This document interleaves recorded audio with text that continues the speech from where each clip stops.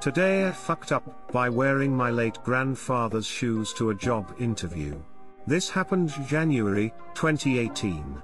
I was desperate to find a new job and was basically applying for anything that was asking for at least a bachelor's degree.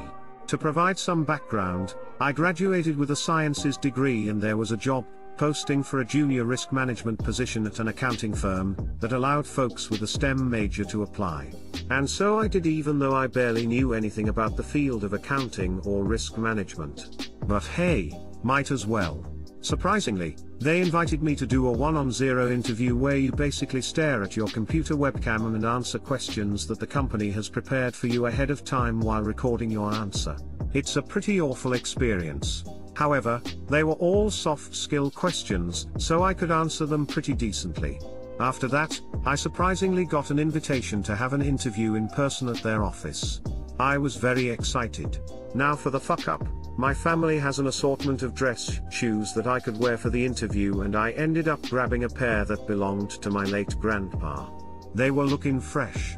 I put them on and my parents dropped me off in front of the building. I entered the building and entered the conference room where the other 5 candidates were alongside some company reps. I was cool as a cucumber and just sat in my seat until everyone arrived. Right as everyone got up to enter the group case room, I looked down at my feet and noticed there were these black things scattered all around my shoes. I quickly deducted that they were shoe crumbs. It turns out that the shoes I wore were so old and no one had worn them since a long-ass time ago. They were so old that the polymer in the soles were extremely brittle and my shoes were deteriorating in front of my eyes, solely due to pressure and friction. At that moment, I was just thinking, oh god, oh man, but didn't want to let anyone know about it, so after I got up, I pushed in my chair to hide the shoe crumbs. Unluckily for me, everywhere I walked more traces of my shoes came off, leaving a trailing of black shit behind me. It was a nightmare. Thankfully the carpet was greyish color, so it wasn't too prominent with my black shoe crumbs, but it was only a matter of time before people were going to notice. We walked to a different conference room nearby where we did a group case. It didn't go too well and I left another big mess in there, but oh well. Afterwards, we were going to do the in-person interviews with the company directors and partners and divided us into 2 groups where 3 of us would go the interview first and the other 3 would do it after. I was a part of the latter team, so we had time to kill. One of the company reps wanted to show us around the 2 floors and in my mind I was screaming. I wanted to minimize walking to prevent my shoes from breaking off even more. I ended up leaving a trail of crumbs all throughout both floors, and then we decided to grab some Starbucks on the main floor. When I went to go grab a straw for my iced coffee, a giant block from my right shoe came off. Holy shit. I kicked it into the little condiments corner and hoped no one saw. We sat down at a table until our turn for interview was approaching. On the way back to the office floor, a second massive chunk came off, this time from my left shoe. However, this time I was in the middle of the cafeteria and couldn't go back to grab it or something. So I just continued walking and just left this black shoe turd in the middle of an open space. At this point, so much of my shoes have fallen off that I was starting to walk weirdly, as my shoes has gotten so much fucked at this point. We got back to the conference room, and the moment I entered the room, I noticed 2 other people hovering around where I was sitting originally, and said, "What's all this black stuff?" Looking at debris I had left earlier, I pretended to not hear them and sat at a different chair, attempting to engage in conversation with someone else. At this point, I was 99% sure everyone knew it was me. However, I continued to play innocent and not acknowledge the amount of debris I was leaving behind everywhere. Finally, it was my turn to do the interview, and I walked to yet another office to do it, and of course that meant leaving more shoe crumbs along the way and in the boss's office. He told me he was gonna take a quick bathroom break after we entered and will be right back. I was so glad he did that, as I frantically picked up the crumbs that I had already laid waste upon his office and quickly stuffed as much as I could in my pockets while he was gone. As I was doing this, all I could think was, how did it come to this? The interview itself went pretty well though. After everyone was done, the reps ended up buying lunch for us at a nearby restaurant. All I can say is RIP to the cleaning staff over there. By the time I got home, you could almost look through my shoe, top down. Needless to say, I did not get the job. Too long didn't read, wore old AF shoes to an interview, the soles began to deteriorate as I walked around and shuffled them, leaving an absolute disaster of a mess all around their offices as I continued to not acknowledge that I was the culprit even though I'm very certain everyone knew it was me. I had this happen to me with a pair I wore when I went to visit my GF's mom in the hospital. About 2 hours after unknowingly leaving tracks around the building, a cleaning person found me, and handed me a pair of the hospital booties to keep it contained. Now I'm just imagining the cleaner following the trail to find the culprit. Giant magnifying glass and all. I'm so sorry this happened to you, but this is sitcom gold. At least now you can say perseverance is a strength of yours. This is the kind of shit that would happen to George in Seinfeld. He'd cheap out on shoes, leave a trail of shoe crumbs, and get a call after the interview telling him he didn't get the job. Upon asking why, he'd be told they didn't appreciate him littering the office with his shoe crumbs. Can you believe that, Jerry? Shoe crumbs, really?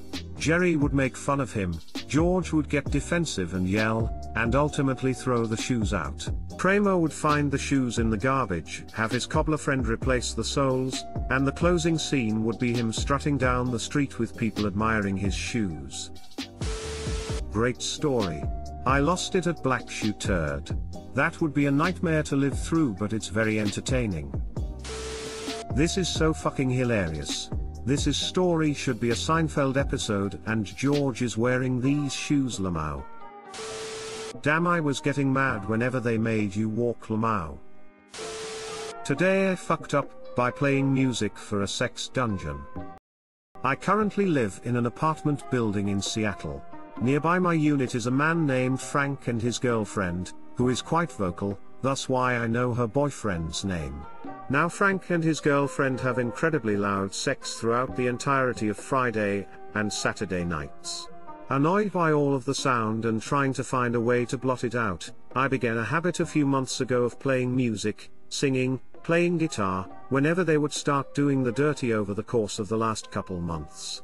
As an added bonus, I could hear my neighbors yell sing throughout the night, so I assumed that my playing was a helpful solution to an unfortunate circumstance borne by all of the other neighbors around me. However, tonight, I noticed something kind of strange. They were having sex, per usual, and I began to play music to cover up the sound. I stopped to drink some water between songs, when some of my neighbors started yelling play. For some reason, though, I didn't do anything for a few seconds, and I heard the guy, Frank's, voice call out, "Keep playing or I'm not going to come through the walls." I listened a while longer to see if I'd heard correctly, and they both kept moaning the same thing. It was at this point that I came to a terrible conclusion. In my attempts to cover up the sound of them having sex, I managed to pull some weird Pavlovian trick where whenever they had sex, I played guitar and sang. Thus, whenever I started to play guitar to cover up an original sound, it just added to their voyeuristic thrill and they started to depend upon it to finish. When I'd heard my presumed neighbors yell sing, it was actually Frank and his girlfriend. Unsure if I was right, I started playing another song, and when I finished, they were going as hard as possible and moaning heavily, so I figured that I'd assumed correctly.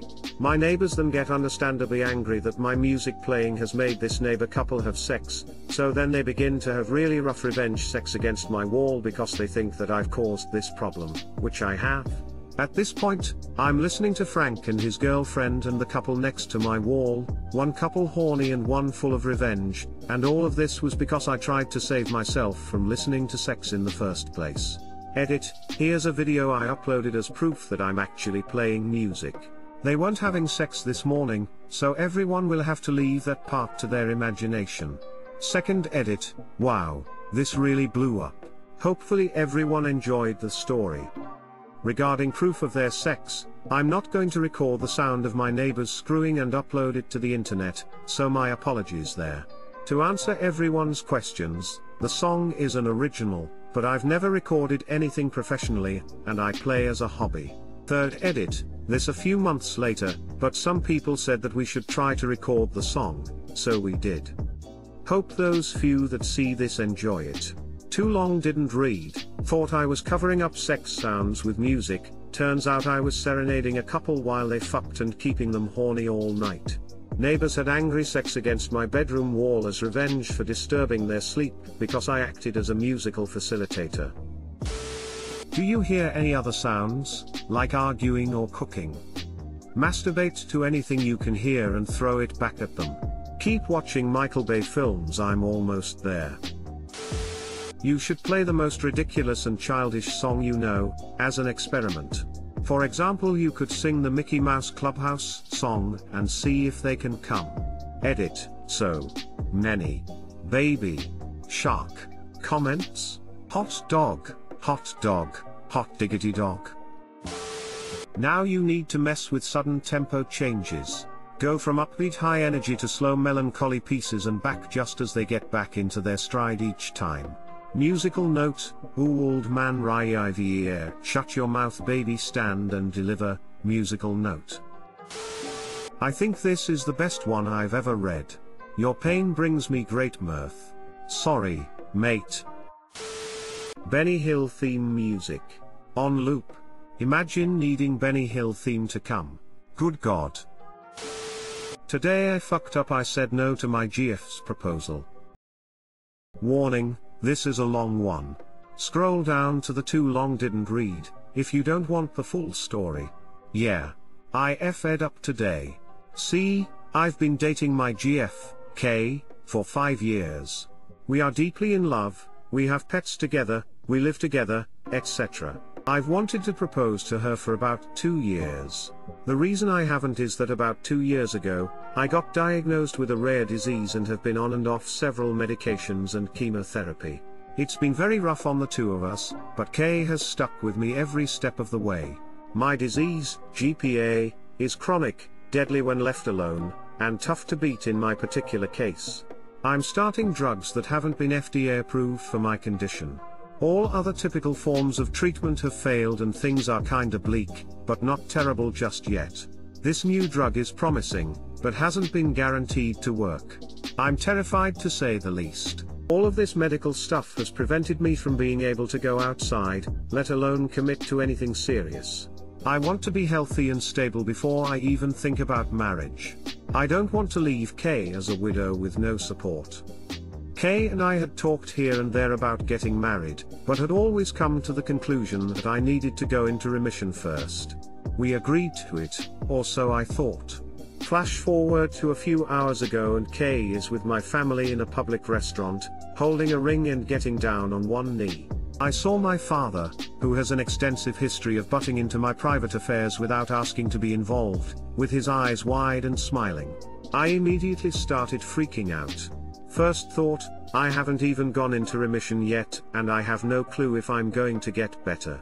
I cannot get married and then hear that the drugs aren't working. What if I die from all of this? Second thought, goddamn IT dad. Why do you always have to try and manipulate everything from behind the scenes?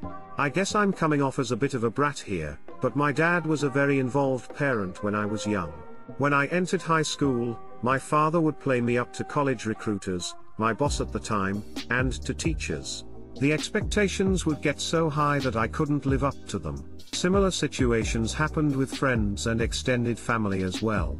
Both my brothers and I find this to be a real problem, if my dad is left unchecked. I would go more in depth, but that is a post for another r/. Back to the story. Anyway, I'm freaking out. I just start sputtering the first words that come out of my mouth. Sadly, those words came out as a hodgepodge of no way. With my heart beating out of my chest and a lump in my throat, I ran out of the building. I made the love of my life cry as I selfishly drove off and everyone in the restaurant dropped their jaws. I've never felt so ashamed in my life. After calming down, I talked to my mother, and drove back to talk to Kay. In the parking lot, without my family, we discussed what went down. Tears were shed and things were said. Kay told me I was being selfish. We've been dating for years, who cares if you die, I want to marry you. She also explained that the whole proposal was her idea, my dad had nothing to do with it. She understood why I would be paranoid about my dad though. Kay understands that my dad has boundary issues and admitted that it would have been better if she didn't include them. In the end, we reconciled. We made up, decided that I was being ridiculous and paranoid, and she wasn't forthcoming with her real feelings on marriage, engagement, and how my disease affects our relationship. We came to the conclusion that we should be engaged. We want to spend the rest of our lives together, no matter what the circumstances. Now I'm engaged, still have no idea if my new drug is gonna save me, but if I do end up in an even worse place medically during it all, I'll be with my best friend/lover. Kay is my world, and I'm an idiot for ever considering not spending my life with her. Thanks for listening. Too long didn't read. I said no when my GF proposed BC. I'm on chemo and don't know if I'm gonna go into remission or die. Decided I was being stupid and reversed my idiotic decision to yes. Edit, thank you so very much for the silver, gold and platinum. My first husband was diagnosed with terminal cancer 5 days after we were married. He lived 5 months. I wouldn't trade the time we had together for the world. Live your life. He lived 5 months. Something about how truncated that sentence is, compared to what you and him must have been through during that time. It gives so much more weight to your advice. I hope you're doing better now. If you have a possibly terminal illness, marriage makes a big difference to you and your partner. It means that nothing and no one can deny Kay the right to visit you and be with you if and when you are dying.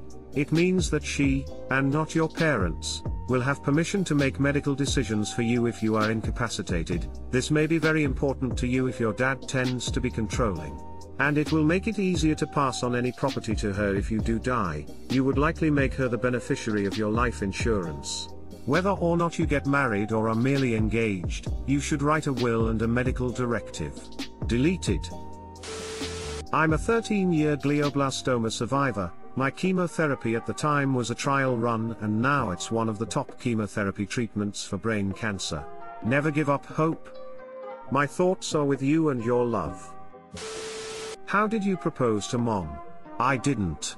She proposed to me. And then you said yes. I said no, stormed out of the building and drove off on my own. That's ridiculous. You panicked? You only get to live once. Everyone and everything dies eventually, sooner or later. Enjoy what you can in life now. You won't always get a second chance. Also, you should do right by your Kay and propose to her in front of that restaurant. It will make her happy and redeem some face. Congrats on your engagement though, stop overthinking shit. Sincerely. A Ewing's sarcoma survivor. Edit, thanks for the silver kind stranger. Edit, 2, wow. Thanks for the gold kind stranger.